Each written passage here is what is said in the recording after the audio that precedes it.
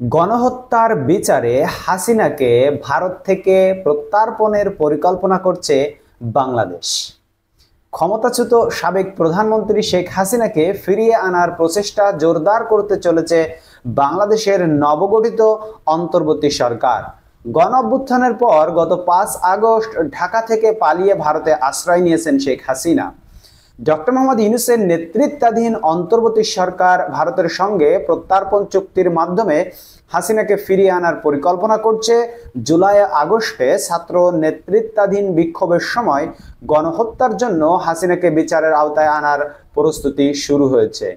বাংলাদেশের আন্তর্জাতিক অপরাধ ট্রাইব্যুনালের নবনিযুক্ত প্রধান প্রসিকিউটর মোহাম্মদ তাজুল ইসলাম বলেছেন, হাসিনার বিরুদ্ধে গ্রেফতারি পরোয়ানা জারির জন্য ঢাকার আইসিটিতে আবেদন করা হবে।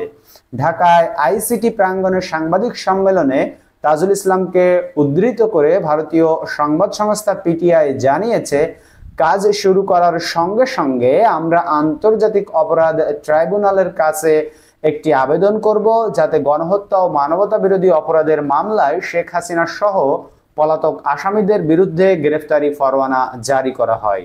তিনি আরো বলেন, অভিযুক্ত ব্যক্তিদের বিরুদ্ধে তথ্য, নথি ও প্রমাণগুলো সারা দেশ থেকে সংগ্রহ করতে হবে এবং সেগুলোকে সংকলন পরীক্ষা ও ট্রাইব্যুনালের সামনে সঠিকভাবে উপস্থাপন করতে হবে, যা অত্যন্ত চ্যালেঞ্জিং এবং বিশাল কাজ।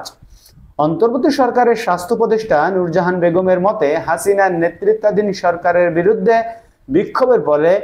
বিক্ষোভের ফলে 1000-এরও বেশি লোক মারা গেছেন এবং শতাধিক আহত হয়েছেন। শিক্ষার্থীদের নেতৃত্বে গণ আন্দোলনের সময় 15 জুলাই থেকে 5 আগস্টের মধ্যে ঘটে যাওয়া গণহত্যা ও মানবতার বিরুদ্ধে অপরাধের অভিযোগে হাসিনা এবং আরো 9 জনের বিরুদ্ধে তদন্ত শুরু করে আন্তর্জাতিক অপরাধ ট্রাইব্যুনাল।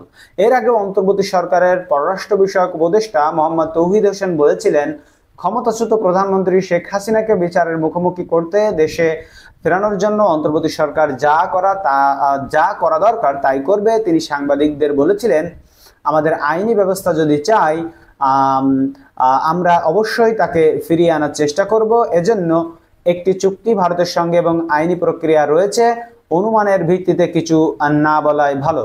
বন্ধুরা, আপনাদেরকে জানিয়ে রাখি, এই অন্তর্বর্তী সরকার কিন্তু অতি শীঘ্রই হাসিনাকে দেশে ফিরিয়ে এনে বিচার করার জন্য ভারতের উপর চাপ প্রয়োগ করবে এবং তারা অলরেডি সেই প্রসেসিং এর মধ্য দিয়ে যাচ্ছে। আমরা হয়তো কোনোদিন শুনবো যে আন্তর্জাতিক আদালত হাসিনাকে অমুক দিন বাংলাদেশে প্রেরণ করছে। ধন্যবাদ সবাইকে ভিডিওটি দেখার জন্য। বন্ধুরা, আমাদের চ্যানেলটিকে সাবস্ক্রাইব করে রাখুন। আমরা আপনাদেরকে সবসময় অথেন্টিক সোর্স থেকে অথেন্টিক খবর প্রোভাইড করে থাকি। আমরা কোনো ভুয়া খবর প্রচার করি না।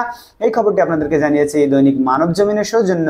তাই আপনারা আমাদের চ্যানেলটিকে সাবস্ক্রাইব করে রাখুন এবং আমাদের এই ভিডিওতে একটি লাইক দিতে ভুলবেন না। দেখা হবে পরবর্তী ভিডিওতে অন্য কোনো সংবাদ নিয়ে। সে পর্যন্ত সকলে আল্লাহর রহমতে ভালো থাকবেন। আল্লাহ হাফেজ।